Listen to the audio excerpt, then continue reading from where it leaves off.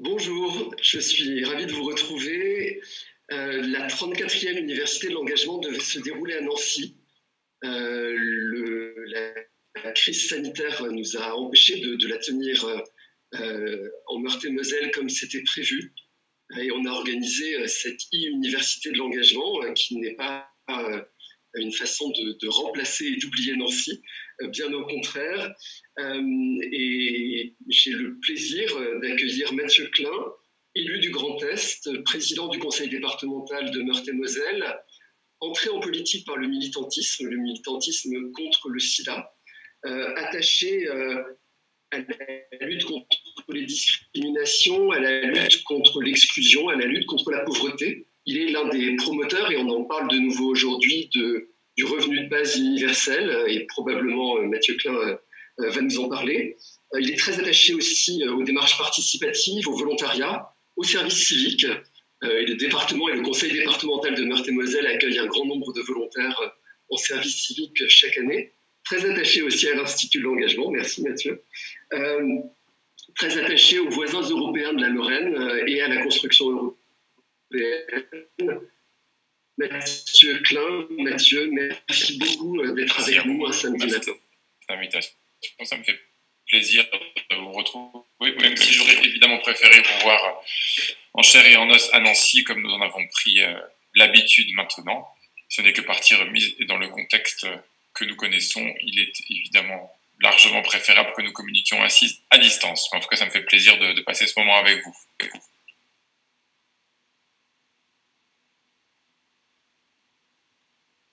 C'est pour moi que tu parles, Marc, là ou... Tu veux que je fasse C'est-à-dire que tu veux que je fasse mon introduction maintenant? Absolument. D'accord, ok. Pardon, excuse-moi, c'est vraiment à toi, Mathieu. D'accord. Écoutez, d'abord, vous m'avez invité pour parler de la crise, enfin, en tout cas du rôle qui peut être le mien aujourd'hui dans cette crise. D'abord, vous savez que le Grand Est, l'Alsace en premier lieu, la Lorraine aussi, sont particulièrement touchés par le Covid-19. Nous sommes la région de France, nous étions bien sûr jusqu'à ce que l'Île-de-France numériquement prenne le dessus. Enfin, nous étions le premier gros foyer épidémique que notre pays a connu, notamment en raison de ce cluster qui s'est déclenché autour d'un rassemblement évangélique en Alsace, qui a été lourd de conséquences en termes de contamination et de propagation du virus et de circulation du virus sur le territoire. Il serait très présomptueux d'ailleurs pour qui que ce soit de s'arroger une responsabilité particulière dans la gestion de cette crise, même si nous essayons chacun à notre niveau de faire ce que je dis toujours au mieux, du mieux que nous pouvons, pour essayer de trouver des réponses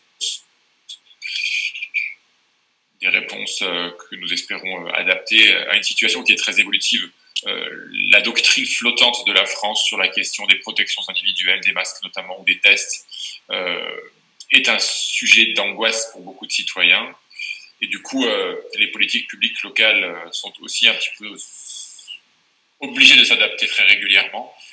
La question de la reprise de l'école, en tout cas de la reprise du retour en classe, puisque l'école ne s'est jamais arrêtée, est une question aujourd'hui très très préoccupante pour un grand nombre d'habitants. Et toutes ces questions-là, je les évoque parce qu'elles sont des questions qui nous concernent au quotidien. Je vais juste prendre 3 exemples pour illustrer le rôle du département aujourd'hui. Et ensuite, je répondrai à vos questions, bien sûr, toutes celles que vous aurez à poser. D'abord, je vais prendre l'exemple du travail que nous conduisons en direction des EHPAD. EHPAD est devenu un acronyme célèbre dans cette crise, établissement d'hébergement pour les personnes âgées dépendantes, les maisons de retraite, comme nous les qualifions précédemment, sont une des responsabilités des conseils départementaux. Pour vous poser le paysage, le décor, les EHPAD ont une double tutelle, la tutelle de l'Agence régionale de santé pour toutes les questions sanitaires et la tutelle du conseil départemental pour toutes les questions qui ont trait à l'autonomie des personnes. Donc évidemment dans la crise actuelle, c'est plutôt la tutelle sanitaire qui a la main, mais les départements jouent un rôle actif. D'ailleurs, le ministre de la Santé a demandé début avril au département de France de prendre en charge une campagne de dépistage dans les EHPAD. Alors nous avons lancé en Meurthe-et-Moselle, en lien avec le CHRU, l'hôpital de Nancy, et en coordination avec l'ARS et les sapeurs-pompiers du SDIS, une campagne de dépistage systématique dans les 74 EHPAD et USLD. USLD, ce sont les unités de soins de longue durée, souvent c'est de la post-hospitalisation, qui accueillent des personnes âgées, souvent très dépendantes. C'est une campagne de dépistage virologique, je le précise parce que le débat en France fait rage sur les tests sérologiques versus les tests dits PCR. Donc cet écouvillonnage dans votre nez, enfin dans le réseau nasopharyngé, qui permet pour ce test-là de déterminer si vous êtes au moment où le test est pratiqué contaminé par le Covid-19, à la différence du test sérologique qui se pratique déjà ça et là en France, en l'absence, pourtant je le précise, d'homologation et de protocole national ayant validé son utilisation. D'ailleurs, le test sérologique n'est pas remboursé par l'assurance maladie. Donc, nous avons fait cette campagne de dépistage virologique et nous avons animé aussi avec les hôpitaux et les pompiers des équipes d'hygiène et de sécurité, c'est-à-dire proposer aux EHPAD de réorganiser finalement leurs espaces en cas de test Covid positif sur certains résidents ou certains soignants. Un exemple concret de ce que ça produit, un EHPAD à Nancy, un EHPAD qui avait privé associatif, qui avait fait le maximum pour empêcher le virus de circuler. D'ailleurs, le confinement avait commencé même avant le confinement national. La directrice m'avait dit vraiment qu'elle était convaincue qu'elle avait empêché l'entrée du virus. Et lorsque la campagne de dépistage a été conduite, 3 cas asymptomatiques Covid positifs ont été détectés par ce test, par ce dépistage, par cette campagne de dépistage, ce qui a permis d'isoler dans des chambres spécifiques, de créer une aile Covid positif dans l'EHPAD, les 3 résidents sur 180, donc qui n'ont pas de symptômes, donc qui vont très bien, mais d'éviter ainsi tout risque de propagation du virus. Et on sait que dans un EHPAD, la propagation peut être rapide et virulente, puisque plus vous êtes fragile et âgé, plus vous êtes susceptible de développer des symptômes très graves. Ça, c'est le premier point. Donc, cette campagne-là, aujourd'hui, elle va se poursuivre dans les établissements qui accueillent des personnes handicapées qui présentent des symptômes Covid, plus dans les établissements aussi de la protection de l'enfance. Vous savez, on n'en a pas beaucoup parlé, mais tous ces établissements qui sont aussi sous la responsabilité des départements, qui accueillent des enfants confiés par la justice, donc des établissements collectifs, où le confinement collectif, d'ailleurs, est parfois difficile, eh bien, nous allons aussi poursuivre ce dépistage virologique pour protéger au maximum les enfants, les personnes accueillies en général et les personnes qui les prennent en charge. Deuxième exemple, nous avons, comme tout le monde, vous allez dire, oui, c'est vrai, décidé de nous lancer dans la... D'abord, nous avons acheté des masques en Chine, des masques chirurgicaux papier pour les personnels des EHPAD, les personnels aussi soignants à domicile, les aides à domicile des personnes âgées, des personnes handicapées, qui ont souvent été un peu les oubliés de la crise. Nous avons aussi noué un partenariat avec une entreprise de confection de Meurthe-et-Moselle, une jeune entreprise qui fabrique des jeans made in 54 avec beaucoup de succès depuis plusieurs années. Et nous avons monté avec elle une unité de production qui va démarrer au début du mois de mai, le 2 mai, et qui va permettre de produire jusqu'à 600 000 masques en tissu réutilisables catégorie 1 avec le label AFNOR et la Direction Générale de l'Armement. Et nous avons proposé un partenariat aux communes du département, le département prenant en charge 50% du coût, la commune 50%, pour mettre à disposition gratuitement des habitants de toutes les communes qui ont signé un partenariat avec nous, des masques, c'est-à-dire en clair 90%, 95% même des communes de Meurthe-et-Moselle. Troisième exemple qui me tient particulièrement à cœur, Marc évoquait mes engagements en faveur de la lutte contre la pauvreté, les conséquences sociales qui sont nombreuses. Le Covid n'a pas créé de situation sociale, il a révélé, il a amplifié, il a aggravé des inégalités que nous connaissions déjà par ailleurs et avant le début de la crise sanitaire. Il n'en reste pas moins que c'est une crise sanitaire qui a des lourdes conséquences sociales et qu'aujourd'hui, la priorité pour un conseil départemental, c'est de limiter, de gérer et de proposer des solutions pour faire en sorte que on n'ajoute pas la difficulté, la précarité à la difficulté sanitaire. Concrètement, les départements ont la responsabilité des collèges et des collégiens, les départements ont la responsabilité de la lutte contre l'exclusion, pardon. Nous avons donc, pendant la crise, et aujourd'hui encore, à l'heure où je vous parle, rouvert certaines cuisines de nos collèges pour fabriquer des repas et les livrer à domicile aux enfants des familles les plus défavorisées.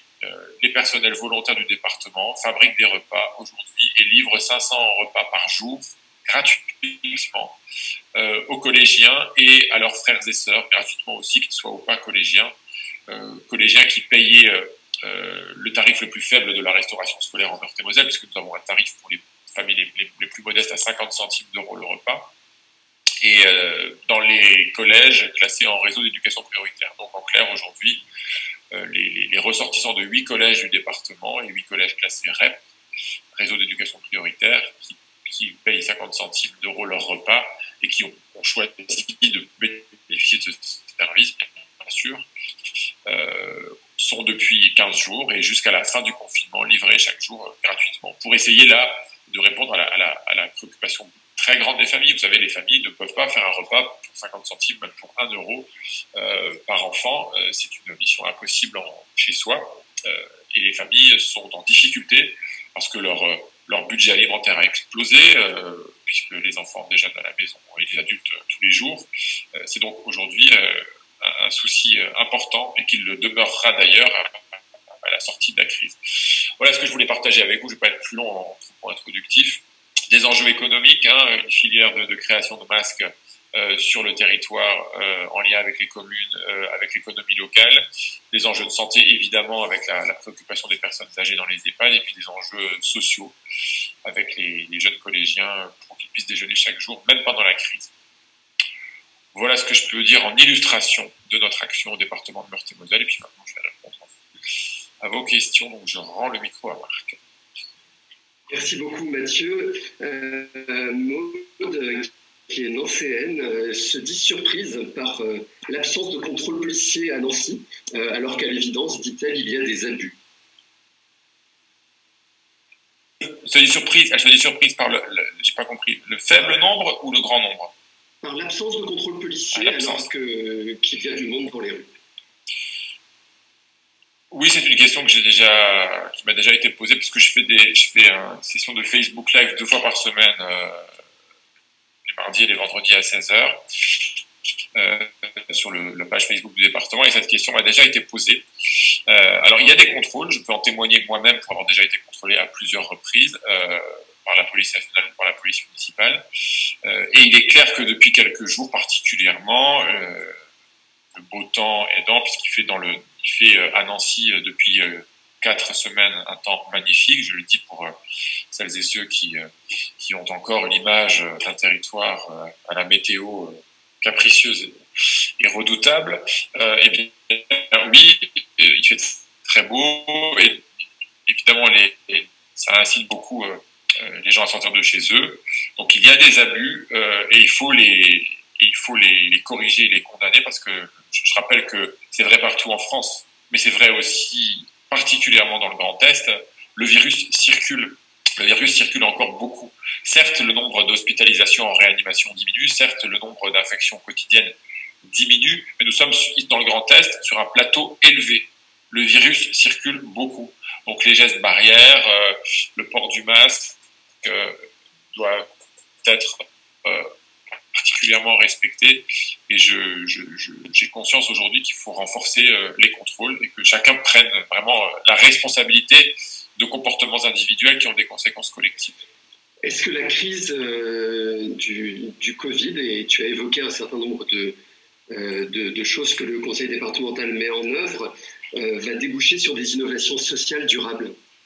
Je pense, en tout cas, moi ma conviction c'est que il faut qu'on pose d'abord sur le plan démocratique un peu les conditions de la sortie de crise.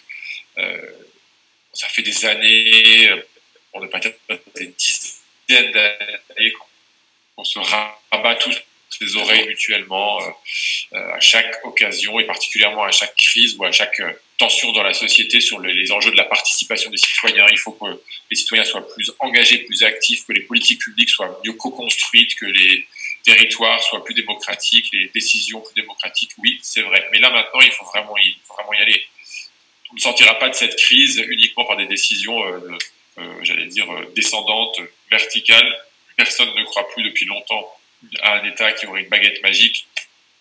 Et ça n'est pas parce que aujourd'hui on ouvre soudainement les vannes de l'argent public, c'est ce qui est justifié au regard de la situation. Mais ce n'est pas ça qui fait solde de tout compte. Sortir de la crise, c'est décider ensemble des comportements que nous voulons adopter pour le futur, dans quel territoire voulons-nous vivre, est-ce que nous voulons maintenant par exemple faire en sorte qu'il y ait moins de circulation automobile pour limiter les effets de gaz à effet de serre dans nos territoires et imaginer un futur plus respirable. Est-ce que nous voulons reconquérir notre autonomie alimentaire et arrêter cette dépendance aujourd'hui à une alimentation qui malheureusement échappe trop à la responsabilité locale? Est-ce que nous voulons retrouver à l'échelle européenne aujourd'hui le sens de ce que veut dire l'Union européenne? Moi, j'entends toutes les sirènes souverainistes sur la nécessité de reproduire en France tout ce qui ne se fait plus depuis la fin des 30 Glorieuses. Attention, c'est à l'échelle européenne aujourd'hui que notre souveraineté se joue. C'est à l'échelle européenne aujourd'hui que les enjeux de l'industrie du futur se jouent. Ce n'est pas uniquement à l'échelle nationale. Et puis je pense aussi à la question de l'autonomie énergétique. Là aussi, nous sommes clairement dans une dépendance trop importante aux énergies fossiles et à des productions dans des pays qui ont, entre guillemets, des enjeux de souveraineté. La conquête des marchés de l'énergie par des opérateurs pour qui l'accès à l'énergie est un enjeu politique, c'est une vraie question. Donc ça, ce sont des sujets que les politiques en France et en Europe et dans les territoires doivent aujourd'hui traiter. Et moi, je souhaite que nous le fassions avec les citoyens et que nous inventions dans des fabriques démocratiques ce que sera la société que nous allons construire demain. C'était déjà vrai avant la crise du Covid-19, ça l'est, je crois, encore plus aujourd'hui. Pour revenir à la situation actuelle, la crise sanitaire a des conséquences avec le confinement sur la violence qui peut s'exercer au sein de certaines familles. Oui, c'est vrai.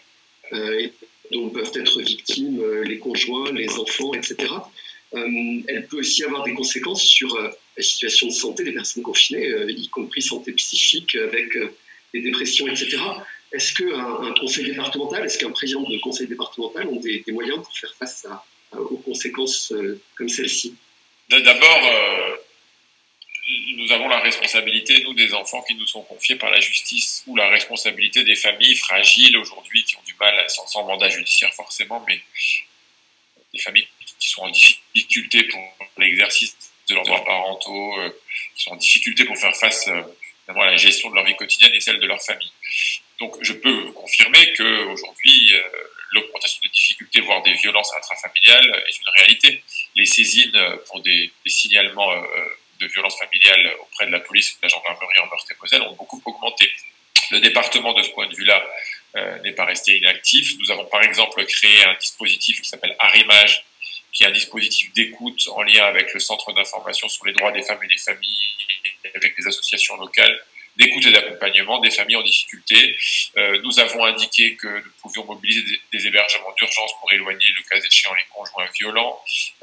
Nous avons mis en place aussi avec nos équipes de prévention spécialisées un travail de contact en lien avec les collèges qui avaient parfois du mal à contacter certaines familles, certains élèves. Dans le confinement, nous avons mis en place des équipes qui en fait sont dans ce contact direct avec les enfants les ados les plus en difficulté pour pouvoir les accompagner, y compris sur le plan éducatif, scolaire ou périscolaire pendant la crise. Voilà une série de mesures prises à chaque fois en lien avec les partenaires que peuvent être l'éducation nationale, les associations, les communes, les CCAS, etc. Tu as commencé avec la question des EHPAD, une lauréate de l'Institut de l'engagement qui s'est engagée dans un EHPAD en région parisienne a été choquée de voir qu'il y avait de la part de la direction de cet EHPAD des consignes de ne pas appeler les services d'urgence pour les personnes de l'EHPAD qui étaient Covid+. Est-ce que, à ta connaissance, il y a des consignes de ce genre qui ont été transmises aux directions des EHPAD? Non, ce type d'information ne m'est jamais remonté. Des personnes Covid+, c'est-à-dire présentant des symptômes, il y a deux cas de figure. Il y a les personnes qui présentent des symptômes, donc qui sont malades, qui doivent évidemment être prises en charge, surtout si ce sont des personnes âgées dépendantes, qui doivent être prises en charge rapidement. Donc pour ces personnes-là, le recours parfois aux services d'urgence est évidemment une nécessité impérative. Et puis il y a les personnes qui sont dépistées dans le cadre des campagnes de dépistage EHPAD et asymptomatiques. Et pour celles-ci, ce sont des confinements spécifiques au sein des EHPAD pour éviter que le virus se répande dans l'établissement. Mais en Meurthe-et-Moselle, d'ailleurs, tout à l'heure je le précisais, notre campagne de dépistage, nous l'avons conduite avec le CHRU. Et donc, CHRU qui gère les urgences. Donc, nous avons un lien très étroit et les choses se passent très bien de ce point de vue-là. Tiana voudrait savoir ce que tu penses de la fermeture des domaines boisés et des chemins de promenade. C'est une question qui m'a aussi déjà été posée souvent. Ça renvoie à la première question qui était posée sur les abus et les manques de contrôle. Si vous ne fermez pas aujourd'hui les lieux qui sont des lieux qui évidemment peuvent attirer beaucoup de monde, surtout quand il fait beau, eh bien clairement vous faites prendre le risque que les gens se retrouvent nombreux, trop nombreux sur ces espaces. Et je comprends la frustration que cela peut générer, mais je pense que lorsque ça a été fait, en tout cas à Nancy, dans la métropole et dans le département, lorsque ça a été fait, cela a été fait à raison des enjeux sanitaires. Tu as dit un certain nombre de mesures qui avaient été prises par le conseil départemental pour encourager la fabrication des masques. Une lauréate souligne que le CHU de Grenoble a encouragé la fabrication des masques dans les familles. Oui, c'est vrai. Est-ce que le département de Meurthe-et-Moselle encourage ça aussi? Oui, tout à fait. Nous soutenons de très nombreuses initiatives. L'Institut de l'engagement et son antenne Nancy n'est pas sans connaître Place de l'engagement, qui est une plateforme que vous pouvez retrouver sur le net. C'est engagement au singulier.meurthe-et-moselle.fr. C'est la plateforme de l'engagement citoyen qui existe depuis de nombreux mois au département de Meurthe-et-Moselle, indépendamment de la crise Covid, que nous avons dédié à la crise Covid et qui aujourd'hui est un lieu sur lequel les associations, les hôpitaux, les EHPAD, les institutions sociales, les citoyens publient des demandes de bénévolat, des offres de bénévolat plutôt, et puis les citoyens bénévoles se connectent et répondent à ces demandes de bénévolat. Et il y a beaucoup d'associations qui aujourd'hui sont soutenues par le département, qui cherchent ou des couturiers, couturières, ou du tissu, des élastiques pour fabriquer des masques. Et donc le département soutient toutes ces initiatives. Et donc beaucoup de questions évidemment sur ta perception de la gestion à un autre niveau, au niveau national, de la distribution des masques, aussi bien, ou de la non-distribution des masques d'ailleurs, aussi bien aux soignants qu'au reste de la population. Je vais rester sympathique aujourd'hui. J'avoue que, comme beaucoup, moi je suis comme la plupart d'entre vous, je pense parfois un peu désarmé des changements de pied, des difficultés auxquelles notre pays, 6e puissance du monde, s'est retrouvé confronté. Le système D qui a été celui de cette grande foire au masque partout en France, chacun en commandant à qui mieux, a été très utile, mais en même temps révélateur en fait d'une impréparation assez terrible de notre système sanitaire à des crises de cette ampleur. Donc je suis vraiment soucieux qu'à l'issue de cette crise, nous reprenions globalement la question de la protection dans un pays comme le nôtre face à des crises tant du point de vue des méthodes avec lesquelles nous engageons aujourd'hui les actions. Il faut que l'État retrouve vraiment, pour le coup, je suis pourtant un grand décentralisateur, mais alors en matière sanitaire, je trouve qu'il doit y avoir une clarification. Par exemple, le débat sur les tests sérologiques, moi, me sidère littéralement. En France, on dit que d'un côté, il n'y a pas d'homologation de protocole, que c'est en cours, ce que je pense pas fort bien, et de l'autre, on voit des tas d'initiatives fleurir partout en France de tests sérologiques. Donc, il faut arrêter ce 2 poids 2 mesures, et sur les masques, c'est pareil. Il faut que l'État garantisse, si le masque est obligatoire, il faut que l'État garantisse aux citoyens de pouvoir en disposer d'un ou de plusieurs. Beaucoup de questions, par exemple Sofiane et Robin, sur la coopération entre les collectivités territoriales, sur la coopération avec les pays et les régions voisines. Donc, quel est le rôle d'un président de conseil départemental dans ces coopérations et quelles actions est-ce que tu as pu mener dans ce cas? Alors, on voit justement, on a mardi matin une vidéoconf avec la ministre des Affaires européennes et puis les collectivités frontalières du Luxembourg pour examiner aujourd'hui, par exemple, les enjeux du décalage entre un calendrier de déconfinement luxembourgeois qui n'est pas le même qu'en France, avec un très très grand nombre de travailleurs frontaliers en Lorraine. Il y a 150 000 travailleurs frontaliers lorrains qui chaque jour se rendent au Luxembourg et en Belgique. Enfin, au Luxembourg, 150 000, quelques 15 000 en Belgique et quelques 25 000 en Allemagne, pour travailler, avec des conséquences du coup sur les activités en France, la reprise des services, notamment la garde des enfants en France, qui est en décalage avec le calendrier de nos voisins. Donc on voit très bien qu'il y a un enjeu de coopération européenne là, qui n'est pas suffisamment intégré. Je le dirai d'ailleurs à nos amis, parce que nous avons aussi nous sommes, la Lorraine, membre de la grande région européenne, qui est la première région transfrontalière européenne, qui regroupe donc, outre la Lorraine pour la France, la Sarre et la Rhénanie-Palatinat en Allemagne, la Wallonie pour la Belgique et le Grand-Duché de Luxembourg. Et clairement, sur cette grande région, qui pourtant, j'allais dire, une réalité de vie pour les habitants assez importante, notamment pour les Lorrains du Nord, le manque de coordination sur les calendriers de confinement et de déconfinement est dommageable. À l'inverse, je veux vraiment saluer la coopération active de nos amis allemands et luxembourgeois qui ont, notamment au pic de la crise dans les hôpitaux et dans le nombre de patients admis en réanimation, été solidaires et ont accueilli des patients mosellans, meurthe-et-mosellans ou alsaciens bien sûr, en Allemagne, au Luxembourg, de façon très régulière. Et on a beaucoup parlé en France, et c'est normal, des trains Covid qui ont transporté des patients du Grand Est vers le Sud-Ouest, le Sud-Est. Nous avons aussi des patients qui ont été accueillis dans plusieurs hôpitaux allemands et luxembourgeois.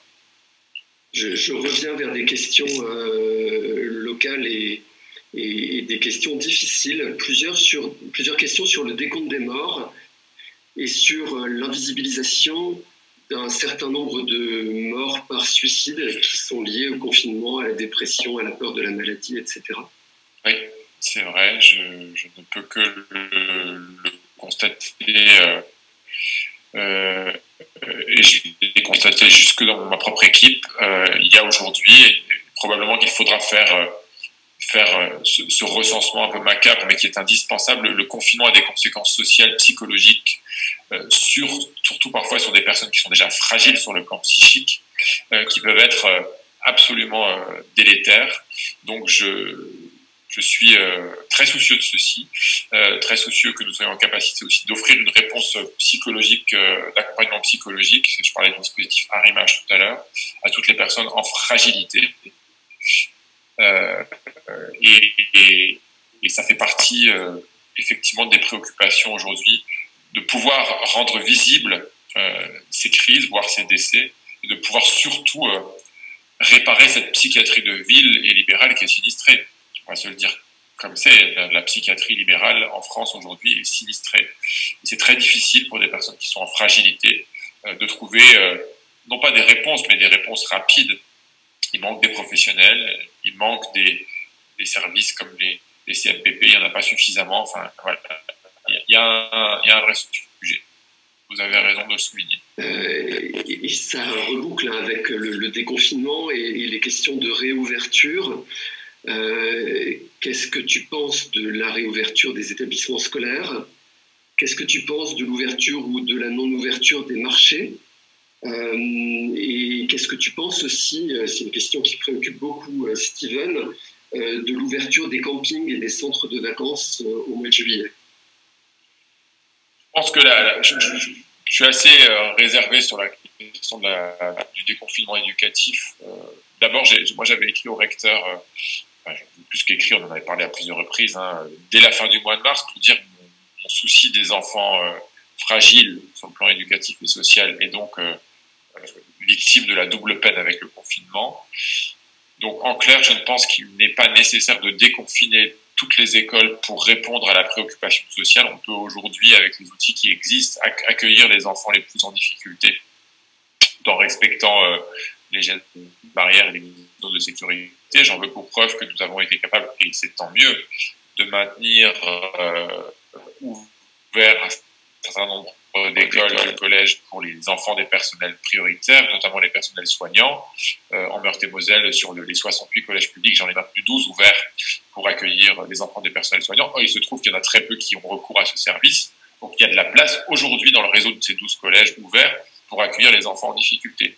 Et moi, j'ai posé un certain nombre de conditions très précises au recteur pour accepter la réouverture des collèges de Meurthe-et-Moselle, conditions d'organisation de la restauration scolaire, d'organisation des salles de classe, d'organisation du transport, bref, toutes les conditions sanitaires de sécurité doivent pouvoir être remplies. Je suis assez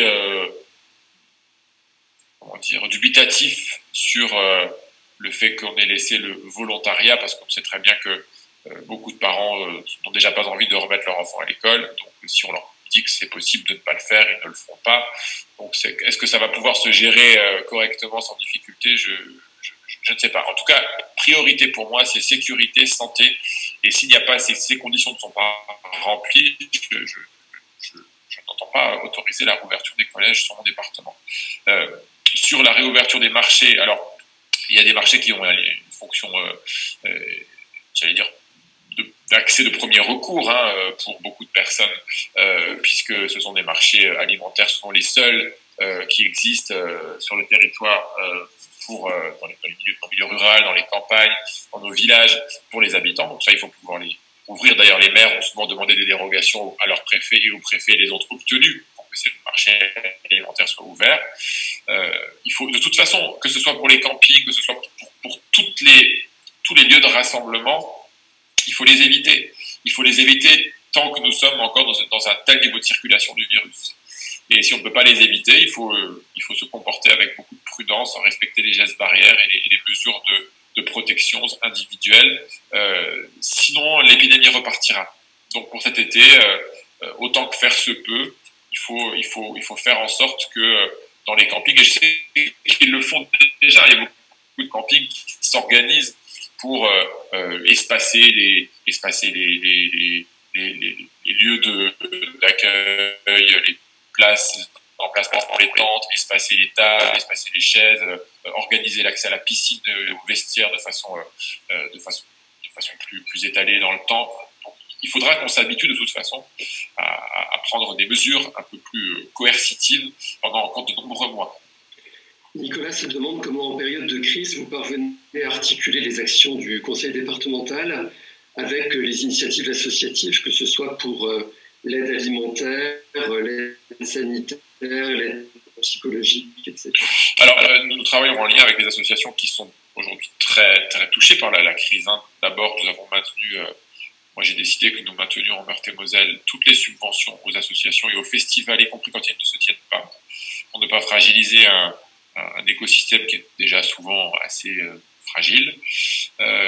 Et sans les associations aujourd'hui, par exemple, les mesures d'accompagnement éducatif, de soutien psychologique, de ligne d'écoute ne pourraient pas fonctionner. Nous les avons construites en lien avec les associations qui sont aujourd'hui actives pour trouver des solutions sur le portage de repas à domicile. Là, j'ai parlé des collégiens tout à l'heure, ça, ce sont les agents du département qui le prennent en charge, mais dans certains territoires, les associations qui aujourd'hui sont celles qui interviennent dans l'urgence sociale, les Restos du Cœur, la Banque alimentaire, le Secours populaire, la Croix-Rouge et j'en passe, produisent, fabriquent, conditionnent et livrent des colis alimentaires chaque jour en lien avec les collectivités locales.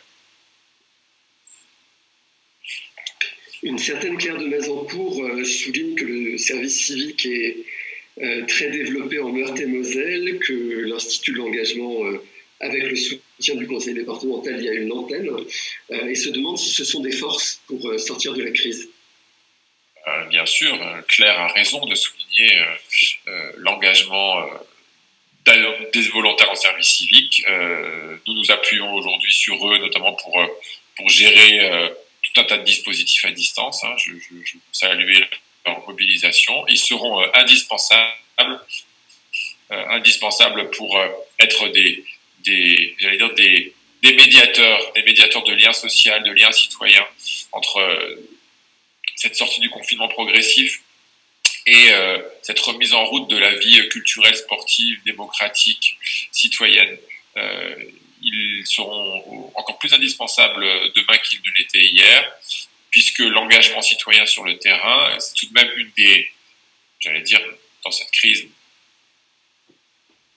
terrible, il faut quand même relever que les solidarités de proximité se sont affirmées comme des vrais protecteurs en fait contre les pires effets de la crise, contre l'isolement, l'abandon, et les services civiques, les volontaires en service civique jouent un rôle majeur de passeurs, d'articulation ou tout simplement d'acteurs de projet. Donc nous continuerons à nous appuyer sur eux, et la présence de l'Institut de l'engagement Meurthe-et-Moselle est évidemment, enfin dans le Grand Est en général, est évidemment un point d'appui très important en ce sens. Tiana revient sur les enjeux économiques et se demande si,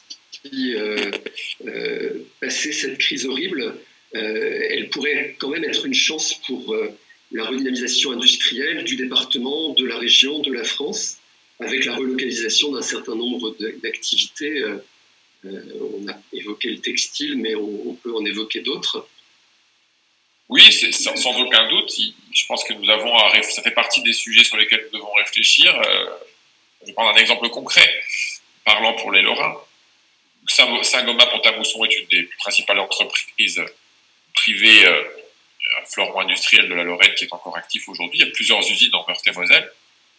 Saint-Gobain produit notamment des tuyaux en fonte pour l'adduction en eau potable. C'est une entreprise qui travaille à l'échelle internationale, beaucoup à l'export, et qui est comme beaucoup d'entreprises aujourd'hui, dans un cycle de réflexion sur son capital, ses propriétaires, son devenir. Je parle là avant le Covid-19, et les élus ont souvent attiré l'attention sur le fait que le maintien de l'adduction en eau potable comme un outil de souveraineté européenne était un sujet majeur, et je crois que ça le sera encore plus après la crise.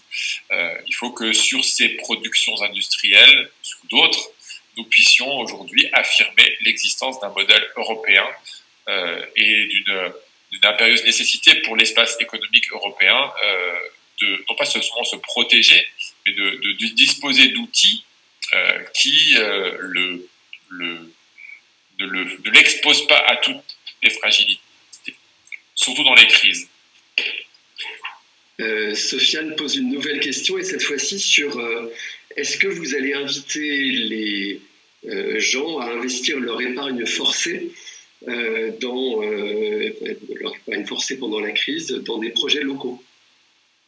Oui, ça fait partie de nos réflexions. Ça en faisait partie avant la crise, de disposer d'outils plus massifs en termes d'épargne locale pour soutenir des projets locaux. Il y a une question sur quel impact de cette crise sur les finances locales. Terrible.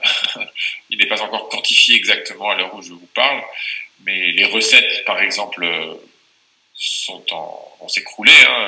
Je pense à nos recettes, nos départements, les recettes, par exemple, les droits de mutation sur les transactions Si vous achetez ou vendez un appartement, votre appartement ou un appartement, vous payez les DMTO, qui sont une recette importante aujourd'hui pour les conseils départementaux. Nous savons que le marché de l'immobilier est en vert, va être en vert encore pendant quelques temps. Donc nous savons que nous allons faire face à une chute de nos recettes, une augmentation de nos dépenses de solidarité. Donc oui, les années qui viennent sont des années difficiles, très difficiles, ça nous le savons.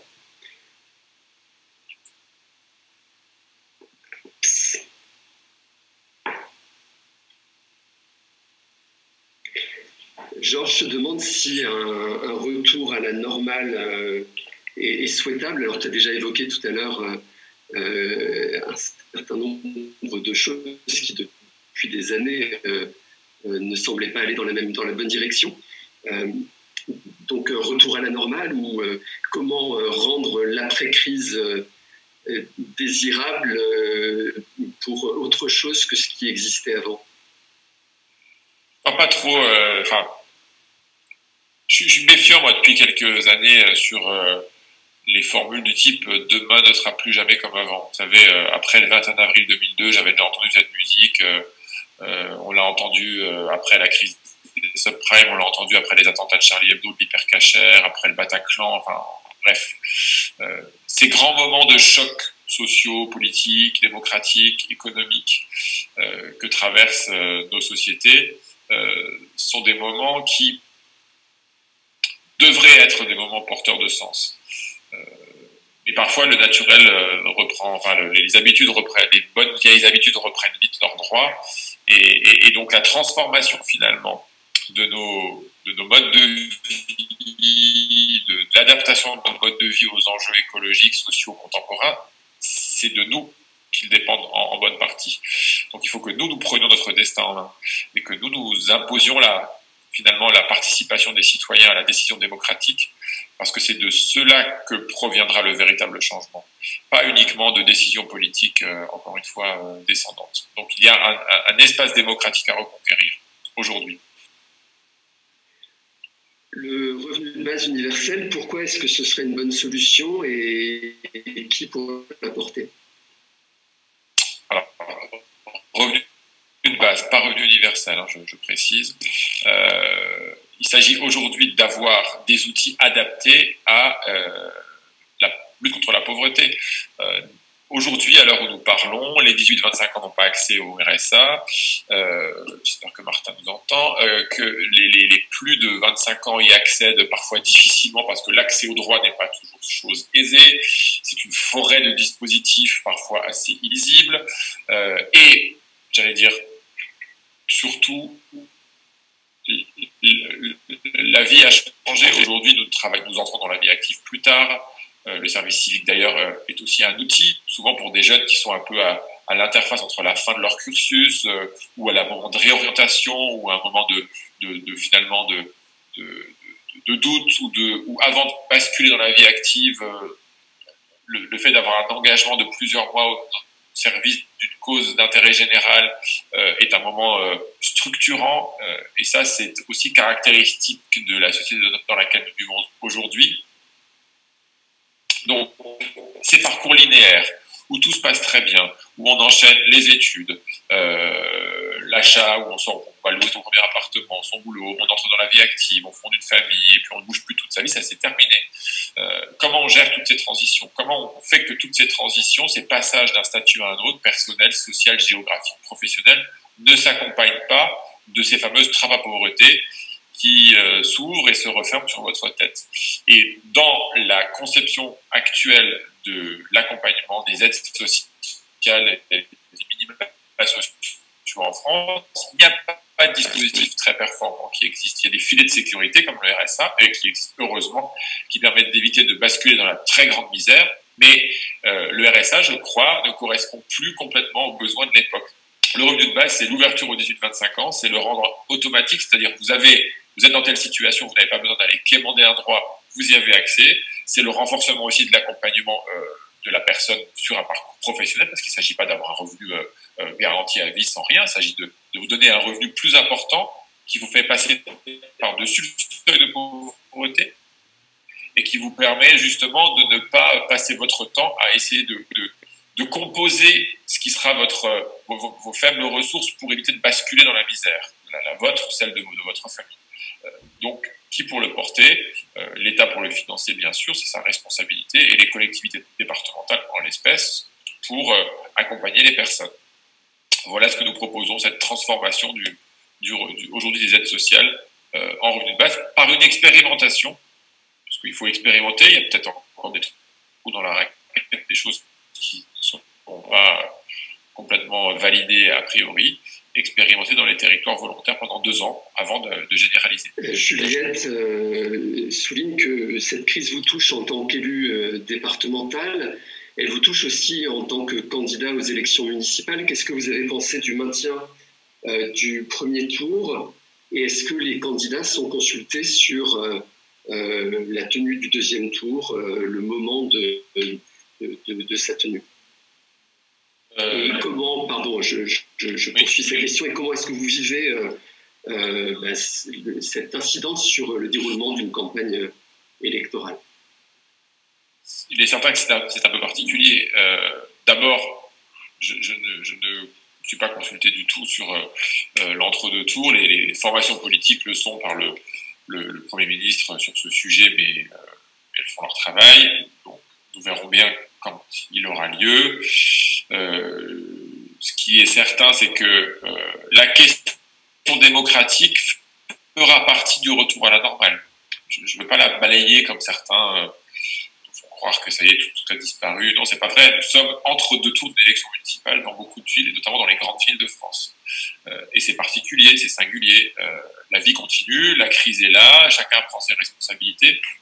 Mais il est important, dans une démocratie solide comme la nôtre, que le processus démocratique aille à son terme et s'achève le plus vite possible, en respectant ce qu'a été le vote du premier tour. J'ai été très surpris du maintien du deuxième tour, vraiment. Annoncer le samedi soir le passage au niveau 2, interdire les restaurants, les bars, demander aux gens de rentrer chez eux à minuit, mais d'aller voter à minuit, qui n'a pas été prise par beaucoup, et ça explique en large part le taux de participation qui était faible. Ceci dit, le premier tour a eu lieu, les autorités l'ont maintenu, il faut donc en tenir compte, et j'espère pouvoir revenir, souci de faire campagne, mais parce que cela voudra dire que nous sommes sortis de la période la plus aiguë de la crise, et que nous pouvons reprendre finalement une vie démocratique plus normale, assez souhaitable. Yvan souligne que la crise entraîne une défiance qui est mesurée par un certain nombre d'instituts vis-à-vis du gouvernement.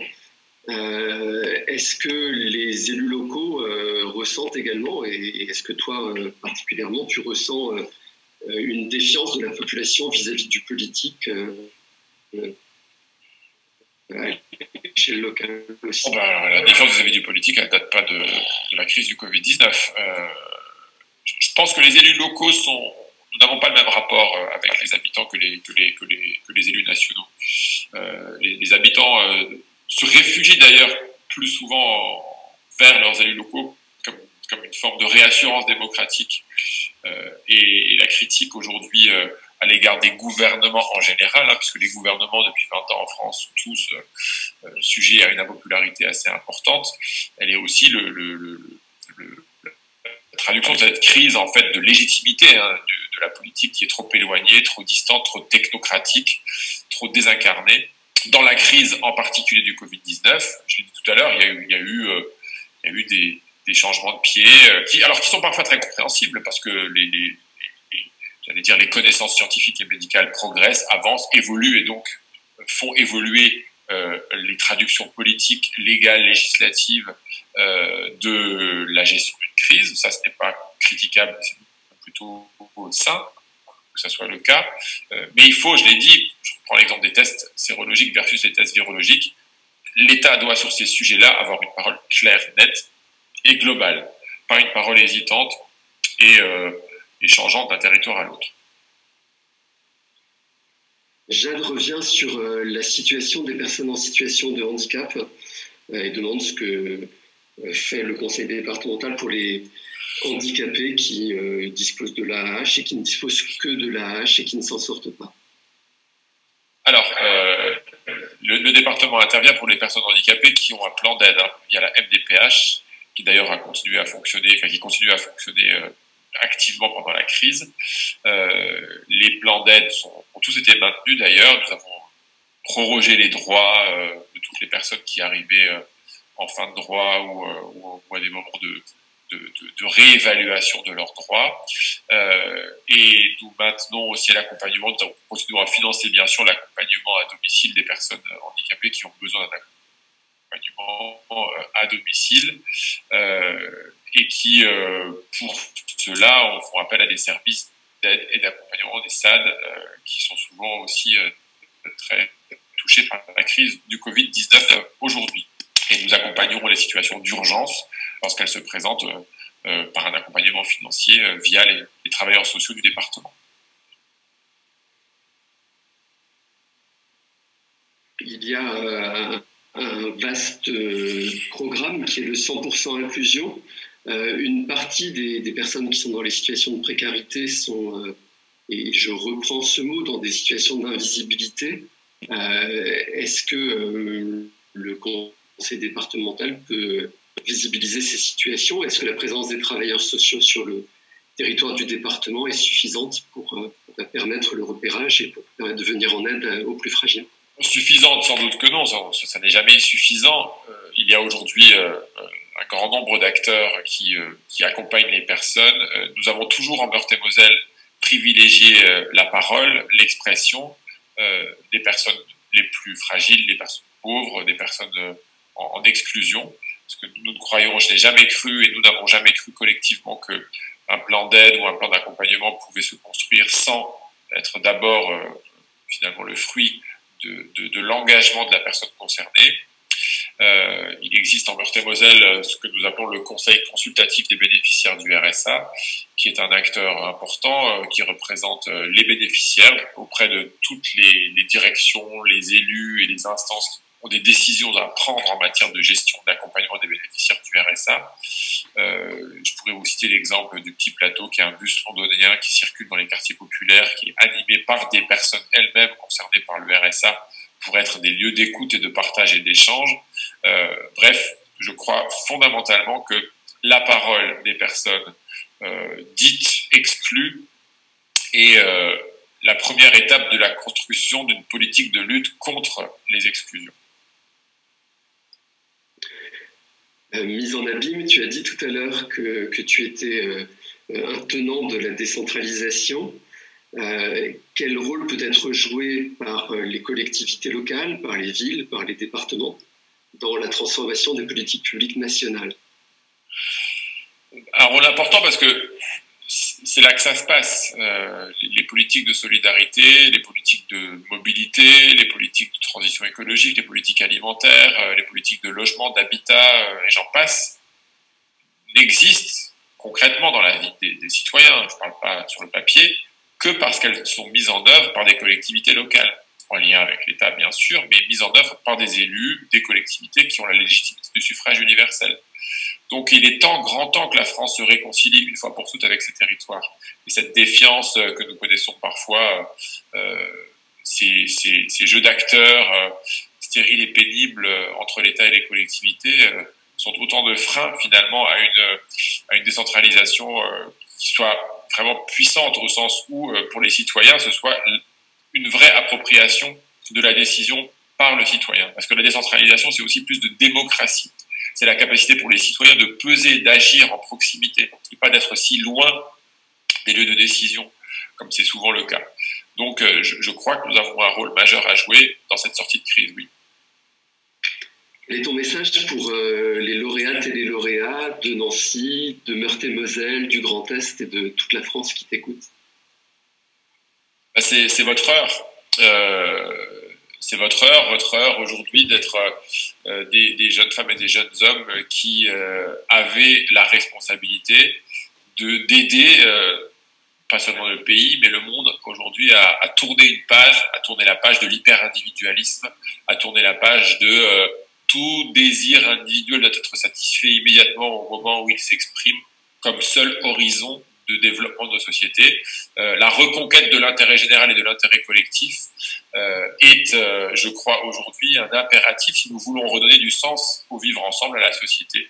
Et je dis que c'est votre heure parce que c'est à vous, vous qui êtes à la fois passé par les services civiques, qui avez donc donné ce temps pour construire un projet et vous construire en même temps que vous construisiez, et bien maintenant, j'allais dire, mettez à profit cette expérience acquise, celle que vous allez continuer à acquérir aujourd'hui dans les portes que vous ont ouvertes à l'Institut de l'engagement, pour que cette citoyenneté active soit la clé, une des clés de la reconstruction de cette société démocratique indispensable dans laquelle nous voulons vivre et nous devons vivre, mais ça n'est possible que si vous continuez à vous engager. Mais je sais que c'est votre objectif. Donc je ne peux que vous encourager. Tu es entré, toi, dans l'engagement politique, je le disais tout à l'heure, par l'engagement militant. Si c'était à refaire aujourd'hui, tu ferais le même parcours? Je ne sais pas si je referais le même parcours. A priori, oui, il n'y a pas de raison que je change. Je n'ai jamais changé de point de vue ou j'allais dire, de valeur. Mon engagement est né quand j'étais lycéen. Je me suis engagé au Parti socialiste très tôt, en faveur d'abord de l'Europe, pour le oui au traité de Maastricht en 1992. Je me suis engagé ensuite dans la lutte contre le sida, tu l'as dit. Je me suis engagé dans la lutte contre l'homophobie, dans la création, alors j'allais dire au début des années 90, donc ça apparaît comme si c'était il y a 3 siècles sur ces sujets-là, dans la création d'associations qui luttaient contre l'homophobie, pour l'égalité des droits entre les personnes homosexuels et hétérosexuels, on ne sait pas encore LGBT à l'époque. Je me suis engagé à l'université, dans le syndicalisme étudiant. Non, je pense que oui, je ne vois aucun de ces engagements-là, et puis plus tard dans la lutte contre la pauvreté et les exclusions, je ne vois aucun de ces engagements-là qui aujourd'hui ne pourrait pas être à nouveau convoqué si c'était à refaire.